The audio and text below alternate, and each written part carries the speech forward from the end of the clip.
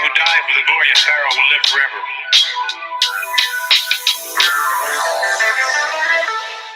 Wonderful things will be coming up. Sunsets, flowers, the love of a good moon. Breathing. I've always been particularly fond of breathing.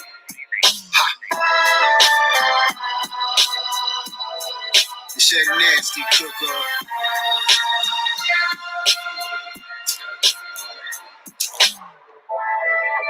I don't promote violence, but these niggas got jokes. Off with your head if you try to hinder my growth. You see, I'm shining, I'm really into my glow. Bro, you know them hoe ass niggas, always mad niggas. All up in the cypher, smoke the whole glass, nigga. Y'all go out of style, I be so glad, nigga. They gon' say I'm hating, but they so bad, nigga. Really, they'll double cross you too, Kurt from the ball silly. Me as a youngin', they said, look at that boy, really. Even the frontin' niggas nowadays all feel me. But maybe after that line they won't. Emotions get finicky when you flatline in quotes. We get the bag down and smoke on the first thing smoking when it's that time to go. Nigga, y'all know. Cause when you were authentic, you choose to authentically move. Cause when you were authentic, you choose to authentically move. Cause when you were authentic, you choose to authentically move. Cause when you were authentic, you choose to authentically move.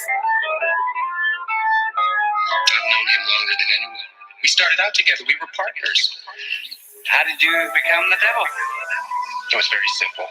God comes over to me and says, here, try this on. Tears me up sometimes. Hey, how are y'all doing this evening? This is AMPspirationTTV, and I'm your host, the Plum Queen. And we have our special guest today, another AMPtastic person in the world. Say hello, Omar. Omar Hunt. Say hey, sir. You live. Can you hear me? I don't think he can hear me.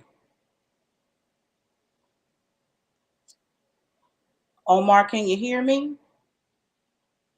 All right, let's try him again. Having some difficulties, but that's all right. Well, tonight we're going to be interviewing Omar. He is an amputee who has gone through a lot of struggles, but has persevered. He has an awesome business, and he is just defying all of the odds. I'm going to see if we can get him back on here. Hello, Omar. Can you hear us? Can you hear us? Can you hear us? Do you see that we are live?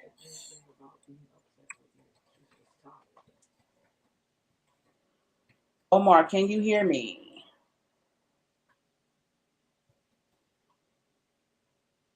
Can you hear me, Omar? Don't think he can hear me. I can hear him, but he can't hear me. I do not know what's up with that. Can you hear me? All right, he cannot hear me.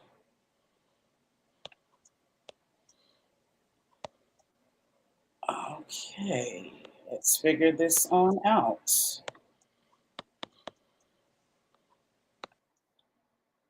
All right, he's going to come back in.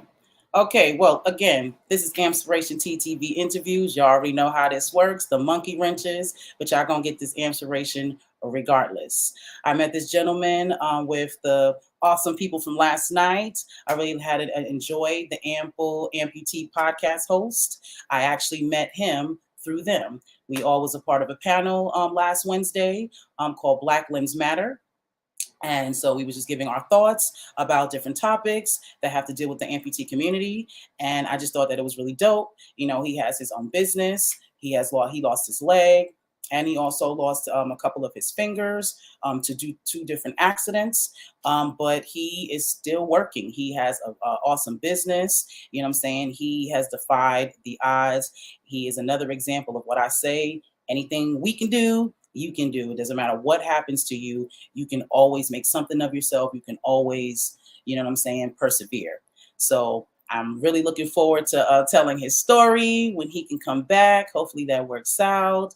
But if not, I guess we can just talk about perseverance for a moment. While we've been, oh, nope. I think he's back. Can you hear me now, Omar? Yes. Okay, awesome. Okay, so I've been trying to figure out what to say, but now it's your turn. Introduce yourself, tell the world who you are and why you're here. My name is Omar. I'm a double amputee. I lost my leg to a motorcycle accident and to a table saw. Table saw. Ugh. You the shit.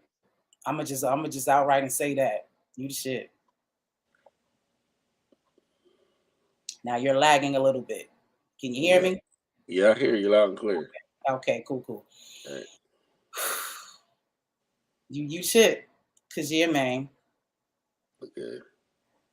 Go on, keep telling your story. I just had to throw that in there. I throw my commentary because that's amazing to me. Like I told my story a little bit when on the podcast, and you still moving. You still doing your thing. That's dope.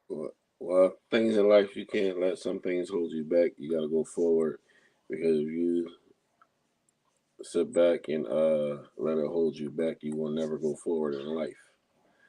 And my thing is, I'm only one step behind when I lost my leg, and I'm only a little bit behind with my hand because I had to retrain myself how to write when I lost my pointer finger.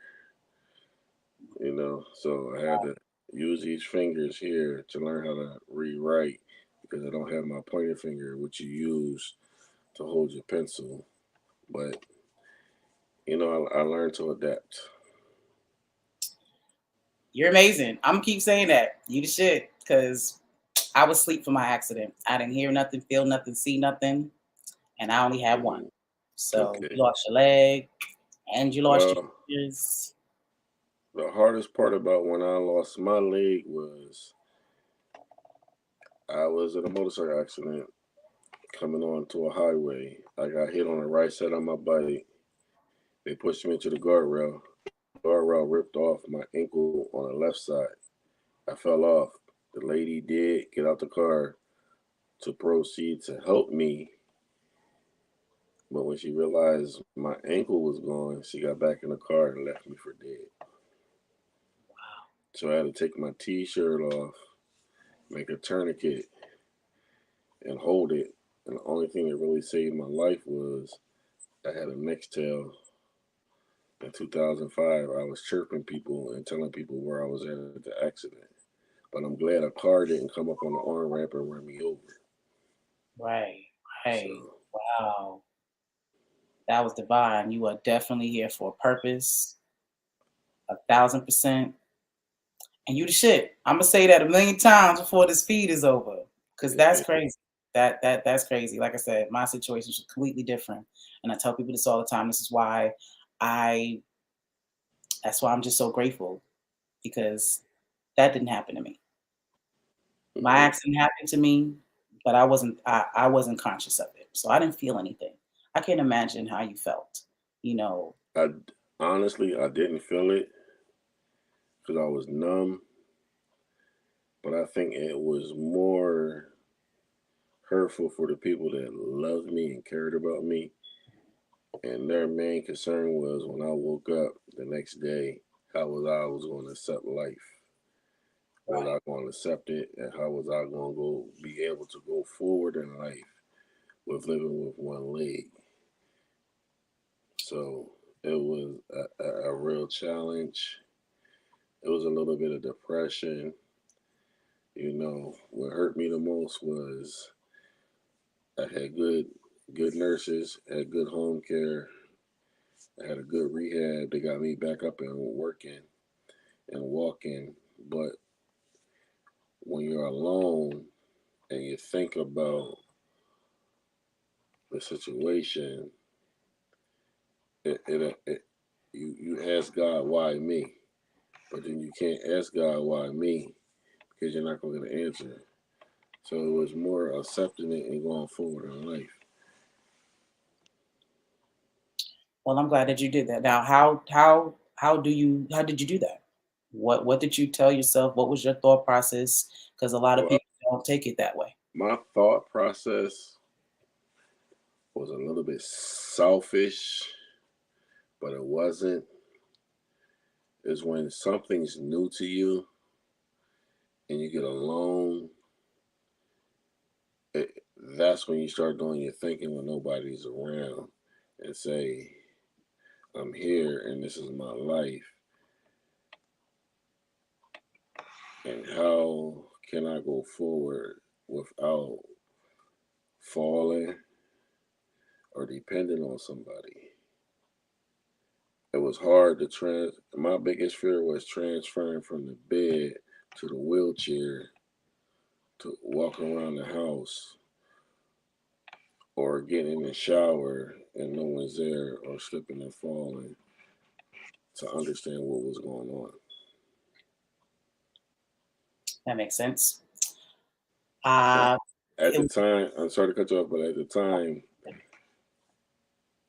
your equilibrium really be off because I'm going from 2 legs to 1 leg mhm, and everything's off, your weight, and you look at the nurse, you 5'2", I'm 246 pounds. How you gonna hold me? How right. you gonna stop me from falling? So it was an adjustment. You looking at people, and your biggest fear is falling, breaking a limb, and starting all over again. Understood. Now, from an arm standpoint, uh, falling wasn't my thing, but dropping things. You know what I'm saying? Not being able to hold on to things. And like even at the very beginning, my aunt had to, she had to bathe me for the first month or so because I couldn't, they had stitches and all that. So I kind of had to, keep it safe or whatever. So the hardest thing for me was making sure I'm cleaning myself properly, not necessarily hurting myself, but making sure that I'm doing things sufficiently because I don't have that other hand, to make it so, if that makes sense. Yeah, it does because it was kind of hard for me when I did get a prosthetic to go down steps because whatever I do now, still to this day, I look at the prosthetic. The prosthetic is probably better than my actual real leg, but I don't have faith in it because anything can break. You could break a real leg. And I looked at it as I got to do things that I'm comfortable with to get over my fears. Absolutely. And the biggest fear is falling, having a setback, or having another accident that's going to cause another problem. Right. So what do Uh, you do actively to get over that fear or to push past through it? they had that sign for years by Nike, just do it. Hmm. I kept that motto in my head, just do it no matter what. I just, when I look at just do it, I do things to the way that I can do it, nobody else. I like that. You walk a certain way, I walk a certain way. And I'm gonna go do what I gotta do to go forward to make my life complete. I like that. That's very good advice. So A I lot, a lot. can't I can hear you but I can't see you. You said you So can't see me? I can't see you but I'm alright. Okay. Okay. Okay, it's blacked out in both boxes. But I just go forward in life and try not to have a big fear about anything and just keep going forward. I mean, I can't go backwards.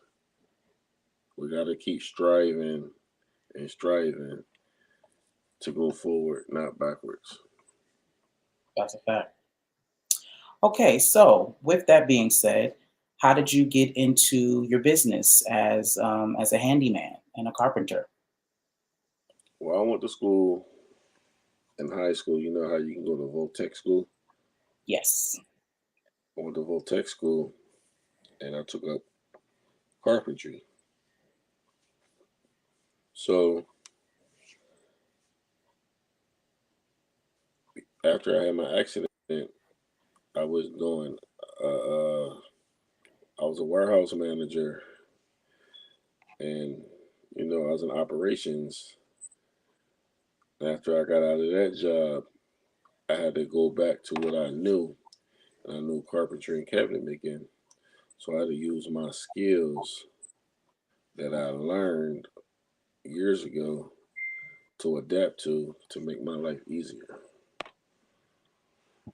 That's powerful. I'm glad you said that. Using what you have and what you know is major. Like I went to high school for performing arts. So I was an art major my freshman year, and I was a vocal major throughout the rest of my high school career. So that's what those are the things that I did. And I've always been the friend that people would come to for advice. Like they used to call me Mother Love when I was younger. And so that was, something that I was used to doing. I was always someone, giving advice, talking about this. I always had a positive, thing about me. So that's what everyone, knew me for. So once I lost my arm, I was trying to figure out what is it I'm going to do? How am I going to, what is my purpose? So I went back to what I know and what I do. I'm Mother Love. So, all right, you're back. Yeah. Okay. All right. So what I was saying is, growing up, the whole singing thing and all that good stuff. And I also was a person that people would come to for advice. I wasn't the girl that, guys lusted after, but I always gave them the female perspective. And I was I was a really good friend. So once I lost my arm, I was trying to figure out what it is that I'm going to do, because I was working for an advertising and marketing company prior. So I can't work. So what am I possibly, going to do? Which got me into what I'm doing now because of, my background of helping people and, being the person to give advice. So I started going live and talking about my story and using it and my experience and my views, to help people. So, to piggyback on what you were saying, going back to what you know, and to be quite honest, a lot of times these things happen to us for that very reason. Yeah. So we can I can agree with you on 100% because we all born with one gift. We all are good at one thing, but you should also learn something else. I think we have more than one talent. Yeah, we do, but it's up to you to use it. That's fact. We all, a lot of people have multi talents, but don't use them. That's true. So it's like a waste of having so much knowledge and don't want to use it. Like my grandfather always told me, you can't lead a horse to water and make them drink it. It's up to them. That's true. You can open up, like we say, we can open up a pie factory across the street. It's up to the individual to want to work there. There's jobs out here, but a lot of people gotta want it. And one thing I have learned, if you start something in life, be good at it and go forward in life with it. Because if I let this disability hold me back, I would actually be sitting on the couch going crazy and never want to do nothing in life and never want to get off the couch. I can't do that. What hurt me when I lost my leg in 2005. I had a 3-year-old. My 3-year-old was scared to ride a bike. I lost my leg on a motorcycle. That hurt me the most because my son wanted to ride a pedal bike. I had to let him understand accidents happen, things happen in life, but get over this fear. That's awesome. I lost my leg, but I don't want you to think that you're going to lose your leg on a pedal bike. Mm-hmm. That's true. Mm-hmm. That's good. If that's good for you to do that. I have a homegirl, and she may not ever admit this, but she doesn't want to drive because Her dad died in a car accident, and then I lost my arm. I'm her best friend, and then I lost my arm in an accident. So driving, what I'm saying, petrifies her. She lives in New York, so technically she doesn't need a car, but as an adult, so she can move around by herself and all that, it would be better for her life. But she won't bring herself to do it because she's afraid. Even though she gets in cars with other people, she takes Lyfts, Ubers, takes the bus. She's allowing other people honestly to have her life in her hands, and that's kind of how I be trying to make her understand. Like, I want to learn how to drive because I didn't do this to myself. Someone else was driving the car, and they made a mistake or had some type of lapse, and that's what happened. So I want to be in full control. That's not to say that I'm never going to get into a car accident, but at least it's me. I have control over the car. This is me, being focused and not someone else's mistake, kind of thing. So that's my mindset when it comes down to driving. But for her, she's petrified. Well, you know that you gotta look at the word fear. If you don't overcome fear, you'll never be able to go forward. If you look at fear as being scared, you're always gonna be scared and never say, I can't, I'm not going to. So you gotta get over that hump. And it's gonna take time to go forward. But a lot of people gotta look at the word fear and understand it and look at it different ways. Because if you don't, you'll never go forward. It's always gonna hold you back. You when you can't remember, but when you was 18 months and you took your first step, that was fear, but you took it. It's a fact. When you got 15 and you wanted to get your permit, you got over fear to drive a car. Yep. So you have to get over. Okay.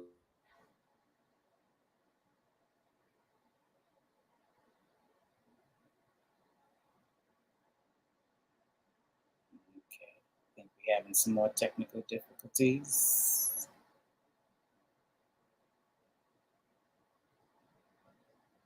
Yeah, I see you moving, but I can't hear you.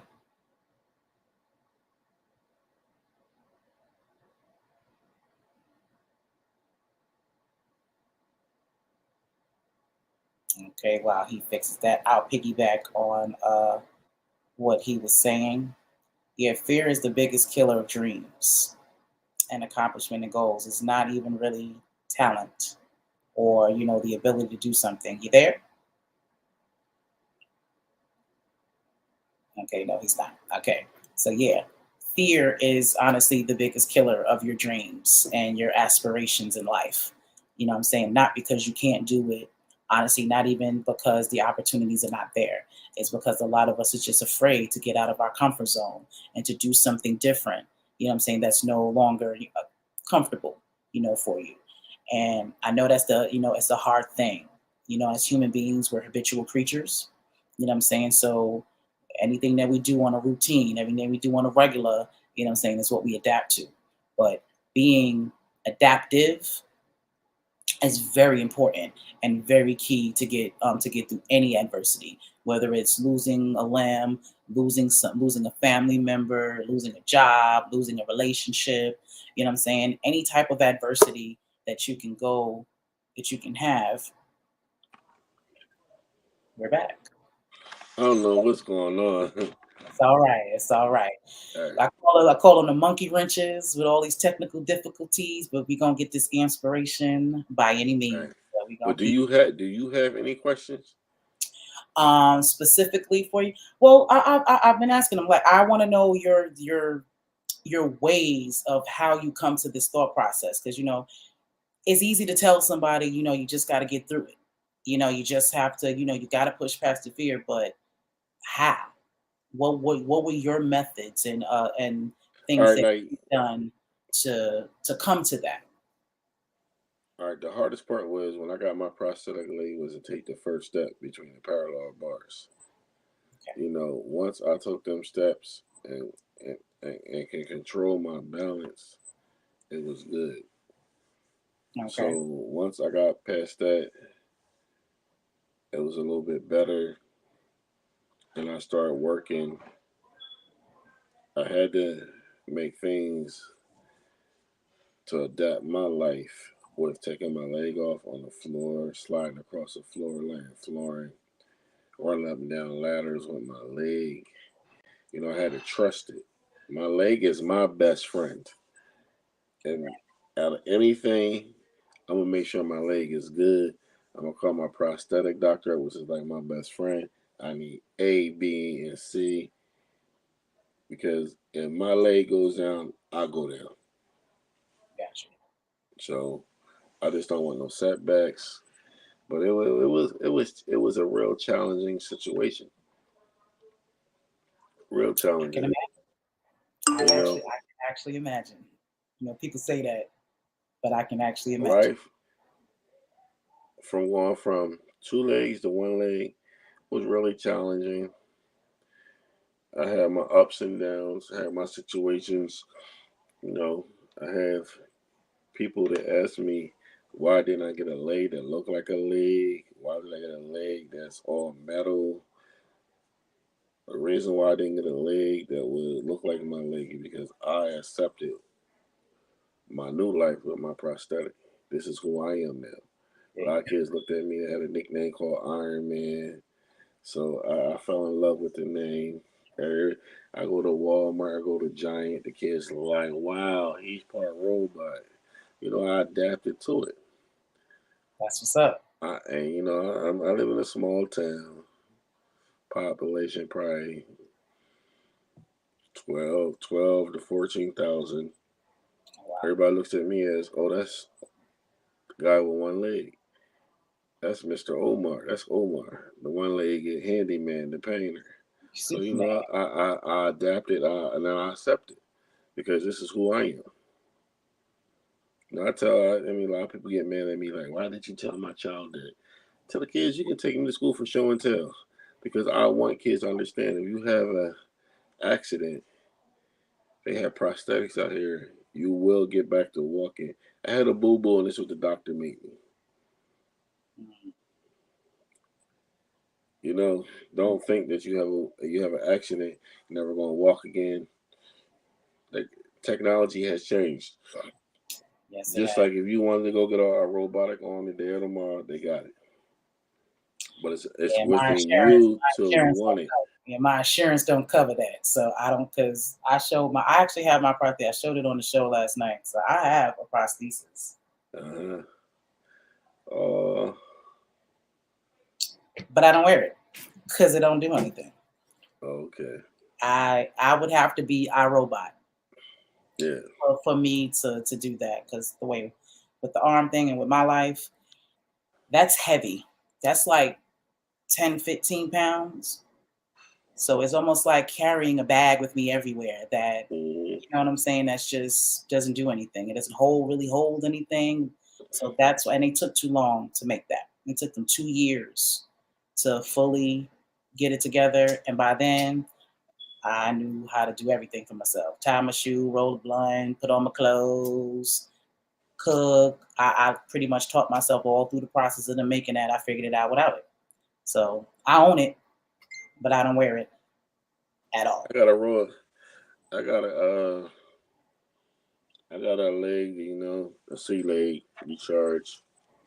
And I told the doctor, my prosthetic guy, I said, if I can't keep my cell phone charged, what the hell makes you think I'm gonna keep a leg charged?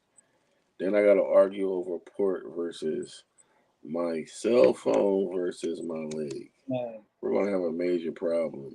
I don't think I gotta pull out the cigarette lighter to charge my leg because it died. This and the other. That's crazy. I got a robotic leg, but you know, it's just give me a regular leg that's free flowing. Excuse me, versus that. You know, it's like it's options in life, but all the options ain't for everybody. I don't need. Give me how can I put this? Give me the Ford Focus of legs versus the Cadillac. Gotcha. Because it's not going to happen. I'd rather take this leg that's free flowing versus this leg I got to charge. It's not going to happen. I got to charge my phone. It's like they give you so many options, and it's some things are just too much. Like you said, you're happy where you at. I'm happy where I'm at. So we just live life, That's you it. know. But acceptance is key. You pointed on that. It's truly accepting yourself, and I think that's the problem with most people. They they want to go back to the way life was, and if life can't go back to the way it was, then that means life is over or life sucks. Instead of reinventing yourself and creating a new life, around what you got going on. Because just like there are setbacks with losing limbs or having a disability or something like that, there are also perks to the situation. And if you focus on the perks, you know what I'm saying, it'll make it a whole lot easier for you to go through life. Like for instance, when I go on a plane, I use them handicap perks real well. I can walk. I can walk to the plane. Yes, I You're gonna can. get pushed. But I'm gonna get pushed. If I got more than one bag, and it's only because I can't carry a lot of bags. If I have an extra carry-on type situation, yeah, I'm gonna need y'all to carry that for me. Thanks. I get to skip all that bullshit. You know what I'm saying? They pat me down real quick, and I'll be on my way. Well, When I that's be one thing driving, I do hate. You know, when we're in a car and you pull up to a handicap spot, people look at you like you're not handicapped. And uh, when you get out and they see you, they want to turn their head and don't want to look at you no more. and I smile at people like that. Yeah, like I get that look. Or Change your energy, boo. I'm in a grocery store or Walmart. I grab the buggy and ride it. Hmm. Then look down and see my leg. I'm like, oh, Right. like we just live in a judgmental world, and they just think some people just do things just to be lazy, but it's really not like that. Like I love going to the airport. I pull up, get out, take my bags out, get dropped. I get dropped off, take my bags out. From the time I get to the airport, I get help all the way through, all the way to the plane. You know, because that's a long walk to the airport. Check out, but see, I gotta go through a special check Because you're because metal. now they want to check my Metal in leg, make sure it ain't a bomb because it's a pipe. Make sure it ain't a pipe bomb. Everybody with me got to show their ID. Like that. it's different when you're traveling. A big difference, but you know you learn to adapt. That's it. And like I'm glad that my mom was there the first time. I used to tell everybody I get in an accident. Don't let my mom know I got in an accident. But my mom was my best friend, and my mom was there with me. And my mom ain't let me go through this alone. She was there. One thing my mom did before she passed away, she taught me how to live my life, but she never taught me how to live without her. So we learn to do things and go forward. This is true. Now, I still have my mother, but I had to learn how to live without her while she's still alive. My biggest lesson was learning detachment. I had to learn how to truly stand on my own 2 feet because my mom always took care of me as well. She saw me Mm-hmm. through this, came back and got me. As a matter of fact, her and I wasn't really seeing eye to eye prior to my accident. I had moved back to New York because I was here living in Georgia. So after the accident, that kind of brought us back together type situation. And but even with that, I still had to learn how to stand on my own 2 feet. I had to learn how to understand that even though she's my mother, she has her own life. Even though I lost my arm, all that good stuff, I'm still an adult. I still have to take care of myself. And I have a different thought process and a different perspective on life. So if I'm going to live my own life, I'm going to have to stand on my own 2 feet. I can't expect to live my own life in her house or, have my own perspectives in her house. So I had to learn that. And it's definitely a hard lesson because people who have your back want to hold on to that, especially going through something that you're as big as losing a limb or things of that nature. But you're doing Uh, great. I, I know she's I, proud. yeah, I think the hardest part for me when I lost my leg was to really I adjusted quick because I had to, and when you first come home, you have your aides there, and your nurses' aides come in the agency. You had your people at your rehab, but when they're all gone, you sit there and you're lonely and you think about it like this is really my life, and that's when reality sets in. It does. And I had the doctors come in the next day. I woke up. I remember I had a sheet. The hospital bed has two sides that come up. They tied a sheet that I couldn't look down. I remember the doctor came in and said, I need to talk to you, but we're going to go for a walk. They pushed me down the hallway and put me on a wing. The wing had two glass windows on each side. There was a highway outside, and I lost my leg all on that highway. And they untied the sheet, and I looked down. My leg was gone. I was like, this is your life. Now, you have no choice but to accept it.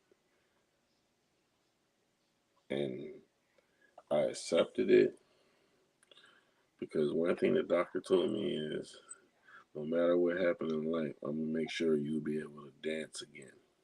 And he told me that, and I'll never forget that. He said, when you came in here, my job was to save your life. I did that. But I always told you you're going to be able to dance again. So, The where's that logic, the dance? twist to it was, I ain't tell you how you was going to dance, but Right. I made sure I sold you up and made sure you could dance again. That's what's up. I like how he said that because that's true. You gotta do accept it, and you know what? That's kind of how that happened for me. I did not know my arm was gone because I was asleep. The nurse had to tell me. So I was looking for my friend who I was in an accident with because I figured since I'm up and I'm asking questions that I'm good. So I wanted to make sure she was all right. Mm-hmm. And the nurses told me, "Go and kind of have to worry about yourself because yeah, you pretty hurt." And then I looked down and was just like, "Oh shit!" And my first words was, "Thank God I'm alive," because then I was on a different spiritual path. But that was my first response, Mm-hmm. and how that happened. Now, me personally, like I tell everybody, I feel like the reason why I took it as well is because I wasn't awake. I wasn't aware that it happened until I was told. Oh, mine was more dramatic than yours because when she hit me, I fell off the bike and she was coming back down the road. She talked to me and looked down and said, "Where's your leg at?" It was gone. Mm-hmm. All I remember was a warm spot. I seen the blood. Took my t-shirt off, made a tourniquet. She was gone. And everybody asked me, how do I feel about that?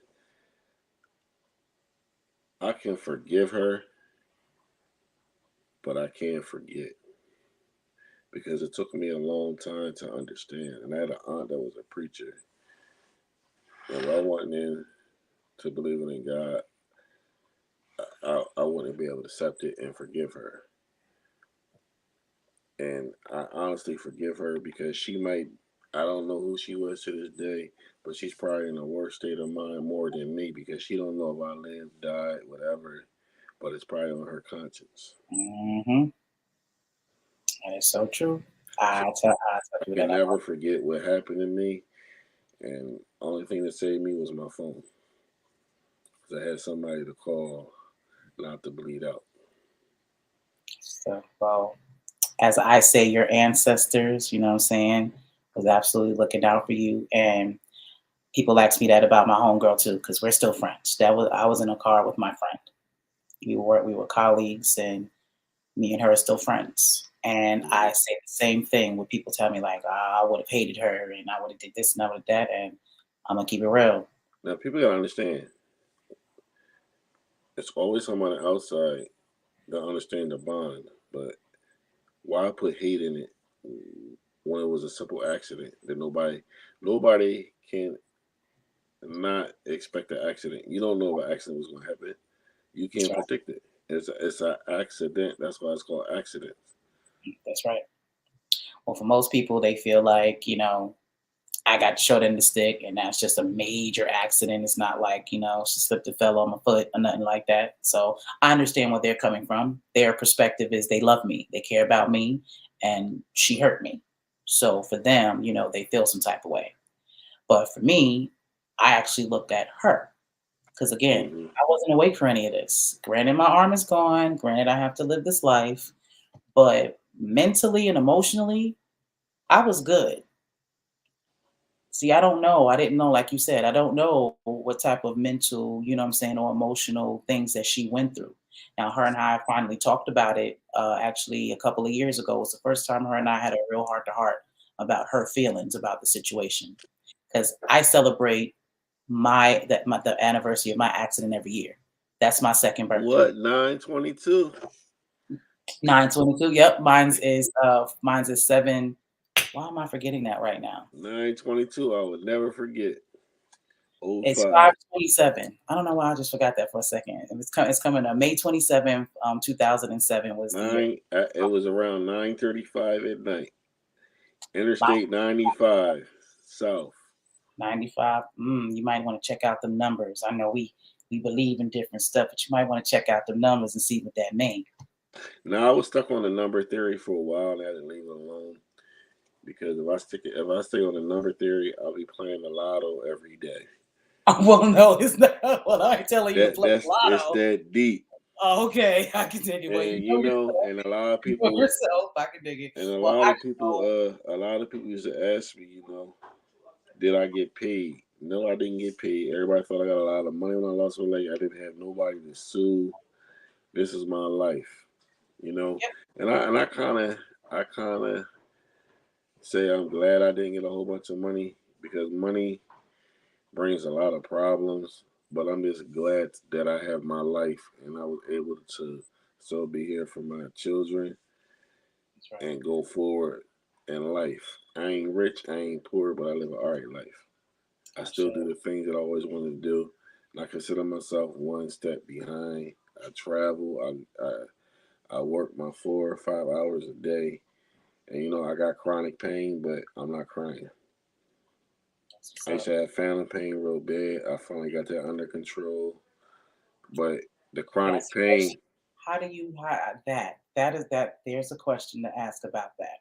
I can't hear you. Can you speak up a little bit? You might gotta get closer to the mic. The pain, the phantom pain. The phantom pain hurt me. That's the question because I don't have. They had me on Neurontin. Neurontin was giving me nightmares. I went through a couple medications, and I told the doctor I was having too many dreams, this, that, and the other. They put me on another medication, and I just got to the point.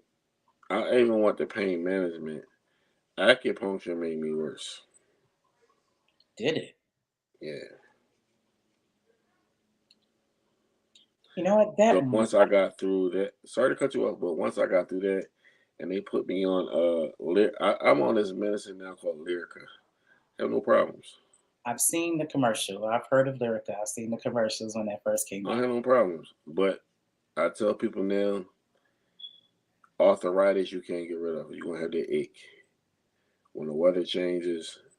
I was more worried about the phantom pain, and I don't have the phantom pain, but since I lost this finger, my hand does itch, but I can't get rid of that because it's scar tissue.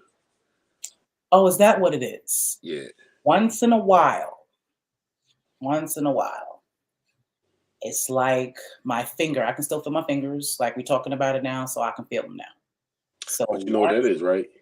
What is for my educated assumption is, your nerves are connected to every, your limbs and all of that, and it's connected to your brain. So even though you cut it off, those nerves are still connected to your brain. Exactly. So it's almost like ethically, it's almost like your hand is still there. And because like I can move my fingers and stuff like that. But did you do the mirror trick? No, what's the mirror trick? You got to look in the mirror. Since your left arm, let me say your left arm. No, your right. No, it's left. Right arm is gone. My right arm is gone. Scratch the left arm where it's at. They tell you to do that? No. I'm gonna tell you, nobody. I am a self-taught amputee. Wow. Whatever insurance you had, I ain't have it. I didn't rehab all of that. I taught myself everything. But did you try the materials like versus the wool, the feather? You ever get a bird's feather and just rub it on your incision where? I ain't never heard. I've never heard of any of that. It's just once in a blue moon, I'll get an itch in my arm that and it drives you crazy. And it does. Well, it used to drive me crazy. What I've learned to accept things is like you say. So I'll just tell myself, listen, Tamara, this is what it is. So I'll try to rub it away. So I'll try to do this to somehow touch whatever nerve that is, that because clearly it's a nerve that's being reactive. So I try to rub because it's a bone. It's my bone is right here. Did you feel it? You feel it because it's the ending of the bone. The nerves are tucked. So I try to do all of this and all of that so I can somehow touch that nerve to stop it from doing that. Because you ain't get all right, you taught yourself. They should have gave you a TENS unit or something to vibrate it to make it you feel comfortable. Okay, well I'll do that. I'll give me a massage. See, this is what I mean. That's what it did. I'll find me a regular massage situation that people will use, and I'll figure that out. But it doesn't happen all the time. It's once in a blue moon. How many years has it been? This May will be 14 years, right? Yep, 14 years. 2007. Yep, 14 years. I lost my leg. I tell everybody I lost my leg at 30. My birthday is 8/11. I lost my leg 9/22. I lost my leg at 30. No, you don't like them numbers. But I'm just saying. I know you don't like them numbers. I'm not fooling with them numbers, but I was 22. For me to live my life and where I'm at as an amputee, I'm blessed. I say. And I lost my hand in 2012. I mean, God bless me. I lost a finger, and I don't let it hold me back. I just keep striving. My middle finger got infected like a couple of months ago because I had a bad habit of biting my nails and hang nails, and you gotta peel them off, and then it's open skin, and then I get to playing in my hair, and it looked like my finger was. If I had not fixed that, I could have lost my middle finger, and it's the most painful. Oh, the most painful thing in the world. So people don't understand how each one of your fingers, the Most High God, whoever you want to give credit to, created you exactly the way you're supposed to be made. So when you lose something, it's a major difference. It was so hard to do certain things. Wipe my ass, all that stuff was hard. Trying to maneuver, you know what I'm saying? Trying to maneuver around having this middle finger. So you gotta live that life. I think we under the hardest part of it all. We live in a judgmental world. We could be okay what's going on, but society doesn't accept us. And I hate the word disabled is because people don't know nobody's disability. But when they hear the word disabled, everybody want to look at you like ill when they hear the word. They really don't even know what's wrong with you. It could be a fingertip. That's a state of mind. I feel like the energy you put out changes that because I don't have that experience. People don't look at me as I'm no. People don't give me that attitude. People don't even see me as it. Most people don't even notice that my arm is gone until I show them. I mean, I ran into it with me working. I get to certain jobs going. They realize I got a prosthetic leg. Like, oh, how's he gonna do the job? Okay, they look and say, well, these three guys been here for 3-4 days. He got more work than them done in one day. So, my work speaks for itself. My thing with me is people don't like people that judge me. They judge me on the more so of I make them look bad. Let me just go on and put it out there. I make them look bad because no matter what happens to me, I figure it out. So a lot of people that I know are lazy or don't want to change. They're stuck in their ways, stuck in their thought processes, so they don't want to do things differently. So then standing next to me, that shows them up. I don't have to do anything, say nothing to them, or even be in their presence.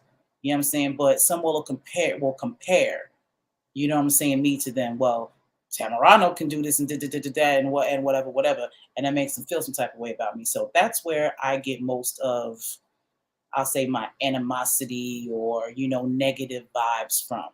Not necessarily people thinking that I can't do something. More so they're upset that I can because they won't. If that makes I sense. get that a lot because people be like, well, he got one leg. And I think when they say that I'm disabled, like, why don't you just go home and sit on the couch? I can't. And one thing is, I won't get on no pills for the simple fact that I do have chronic pain. And the one way for me to get over a lot of things is to do what I like to do. And I won't take pain medicine. I can't. Good job. So I just rather work 3-4 hours. But what hurts me is the chronic pain. And you probably go through it too, is I go to bed early. Like, it's way past my bedtime, but I stayed up to do this with you. Okay, well, I sleep 3 to 4. I sleep 2 to 4 hours in increments. Okay, that's good. Because actually, the pain. And I live in a cold climate. I'm in the Philadelphia area. Ooh, It's damp here now, and it's cold. I had went through it with my doctor. It was like, maybe you should move to Arizona, a dry climate that's always warm all year long, so your body don't ache. They told me Florida wasn't good enough for me because it was damp and it rained all the time. Oh, yeah, that makes. Well, But I'm actually planning on buying land in Arizona. Maybe you should. that's a heck of a change. I don't think I want to go out there. You don't want to go out there?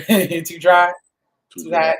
Too dry? I can dig it. Well, for me, I have arthritis throughout my whole body.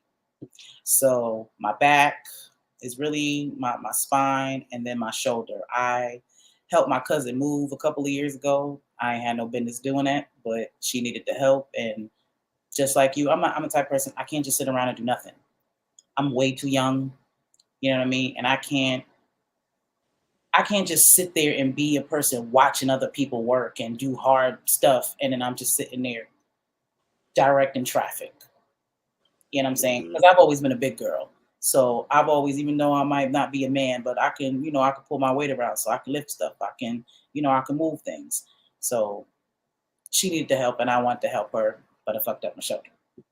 So now it just won't get right. I done hurt myself plenty of times, but the shoulder just won't get right. Okay. You know what I'm saying? Kind of thing. So those are the two things that I work on, but I work on my diet. What I'm consuming. I did some research on certain vegetables that I'm not supposed to eat because they aggravate my the inflammation, what I'm saying, in my body. So I've just been trying to do things like that. I take herbs. That's my way of taking care of myself, and for the most part.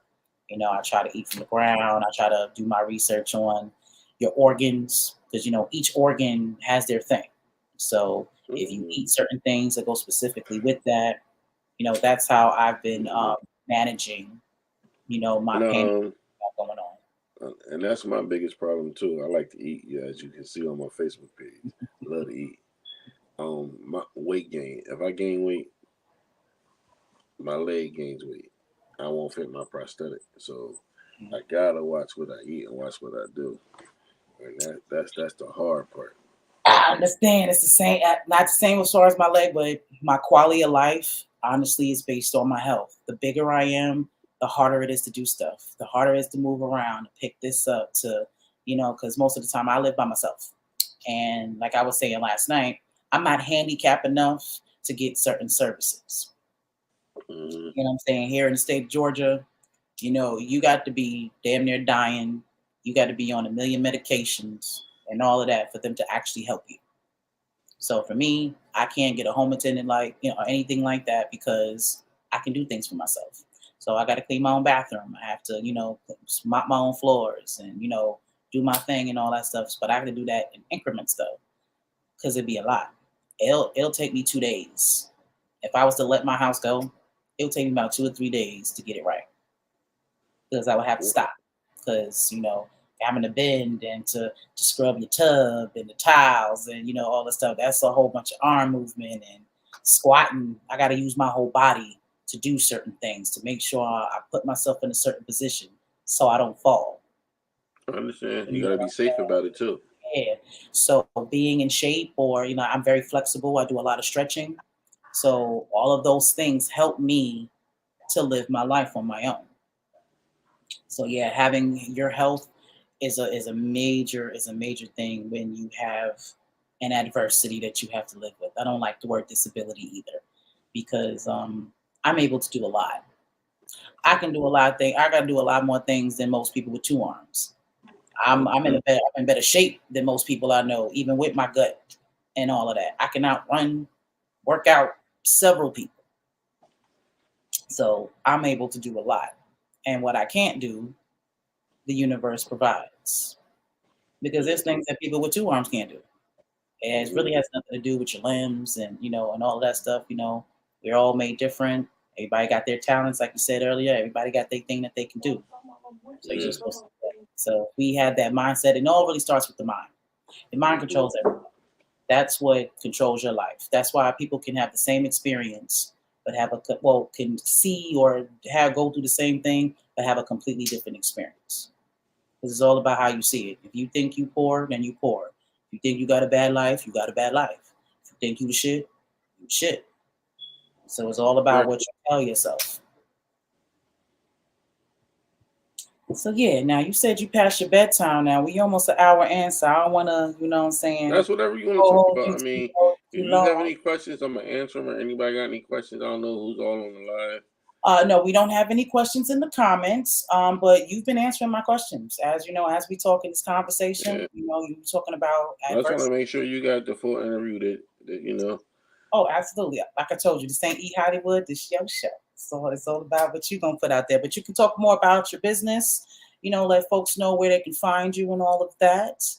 I'm in And the Philadelphia area. I do flooring and painting, home improvements, and I like what I do. You can go on my Facebook page. You can see my work, and you see what I do. My work speaks for itself. all That's all I right. can tell you.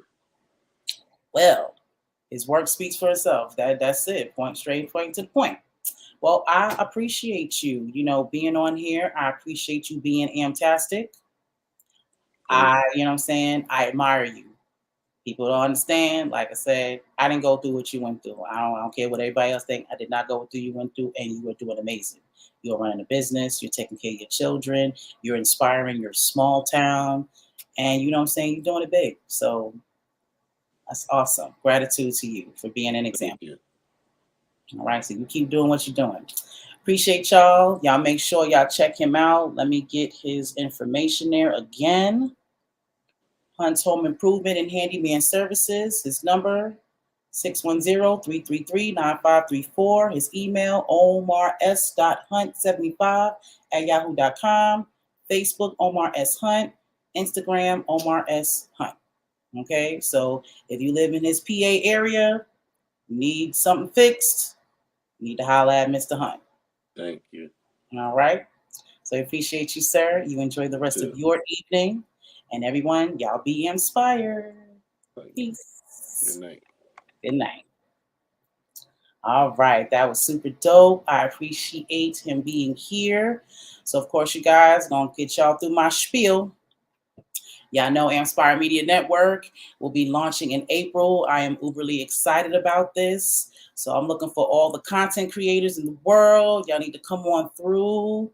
The world needs to see you. Roku TV wants to see you. So hit us up so you can have your content streamed on Roku TV. If you have a business that you have, and you want advertisement on television, you want to step your game up, you want to have access to about 5 million or 50 million viewers. You're going to have 50 million potential customers. Hit me up. AMPspirationTTV Network. That's where we at.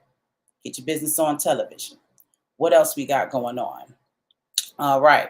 Also, launching in April, I'm going to be starting a helping hand talk therapy service. You know what I'm saying? Since I have revamped the platform, I've been getting a lot of people in my inbox and my DMs, asking me questions, just wanting to vent. There's a lot of people, like we were saying earlier, Omar had his mom, I had my mom and my family, but there are a lot of people out there that don't have family members or don't have friends, for them to talk to or to get them through what they have going on. So I want to now start a service for that, because a lot of times that's all a person needs to help them change. They don't really need money. They don't really need a whole bunch of resources. They just need to know that somebody cares, and that somebody is there, to hear them out, or to, that understands what they have going on. So launching in April, I'm going to figure out exactly how, to streamline this, but we're going to have a helping hand talk therapy service. Okay. Also, I still sell digital business cards. You know what we got going on, with the times. Everything is going onto QR codes. That is the new way to show off things. You want your social distancing. You don't want nobody to touch you, be around you and all that. Well, you can still promote your business, without having to be around anybody. You can have your business card, put it on a QR code. I've turned it into stickers, as well as printed it on t-shirts. So no matter where I go, I get to promote my business. When I travel, I get to promote my business. And I don't no longer have to be there. And my business is still, being promoted everywhere. So make sure you guys get you one of those. Also, we have our podcast on Saturdays. I believe we might be changing to Saturday nights, but until we figure that out, 9 a.m., we have Soul Therapy Childhood Trauma Podcast with my sisters, Scorpio Sun and Misha Love. All three of us and a lot of us in our community, we go through childhood traumas, and then we grow up as adults, and these things still plague us, and we pass this on to our children. So me and my sisters are here, to tackle that. It needs to be tackled. It needs to be said. So here we are, and we're going to get into that, because we got to heal each other. We have to, we have to get, down to the root of these issues so we can become better people. And the only way to do it is to go through it. So make sure you check this out on Saturday mornings, Soul Sister Therapy Childhood Trauma Podcast. Now, I also have Sundays with Spirit, but I do not have the layout for it. So I'm so sorry about that. But yes, on Sundays, me and my sister, 33 Master Teacher, we holler at Spirit, and we're using tarot, to, help us, again, with all of this healing.